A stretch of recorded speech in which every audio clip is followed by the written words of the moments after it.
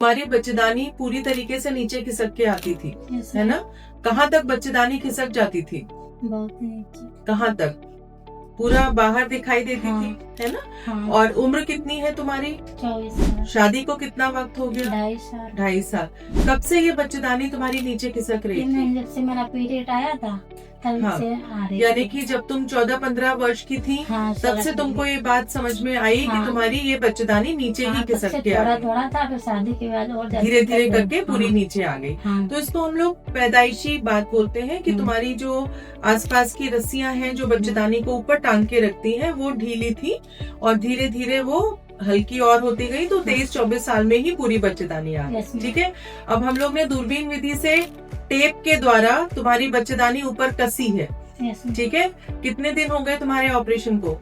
6 तारीख को हुआ था। 6 तारीख को। आज क्या तारीख है? आज 22 है। हाँ। तो करीब 2 हफ्ते हो गए हैं। हाँ। अब तुम्हें कैसा लग रहा है? सही लग रहा है। बच्चेदानी अब कहाँ है तुम्हारी? सही जगह पे पहुँच गई है। अब बच्चेदानी नीचे तो नहीं आ रही। तो अब तुम्हारी हमने जो बच्चेदानी पूरी नीचे खिसकी हुई थी उसको ऊपर लेकर एक टेप के द्वारा दोनों तरफ की हड्डियों से कसा हुआ है। ठीक है, और ये सब कार्य तुम्हारा दूरबीन विधि से हुआ है।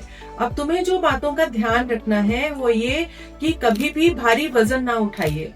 दूसरा, जो मूल बंद आसन है वो मूल बंद आसन तुम्हें करना है। मूल बंद यानी जैसे खूब जोर से टट्टी और पेशाब लगी हो तो नीचे के हिस्से को सिकोड़ के रखना है। 10 तक गिनती गिननी है, उसको सिकोड़ कर ही रखिए और 5 तक गिनती गिनते हुए ढीला छोड़िए। एक बार में आपको 20 बार करना है और दिन भर में आपको 3 बार करना है। ये क्यों? क्योंकि आपकी पैदाइशी जो नीचे की मांसपेशियां हैं वो ढीली हैं, तो उसको कसने का कुछ 1-2 ही यही तरीका है।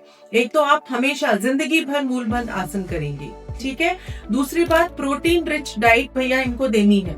प्रोटीन यानी कि राजमा, चना, छोला, दही, पनीर, ठीक है, जौ चने का सत्तू, इस तरीके की प्रोटीन रिच डाइट आपको लेनी है। नमक और शक्कर कम की तरफ खाना है। जोर लगा के लैट्रिन नहीं करनी है, कॉन्स्टिपेशन या कब्ज ना होना पाए।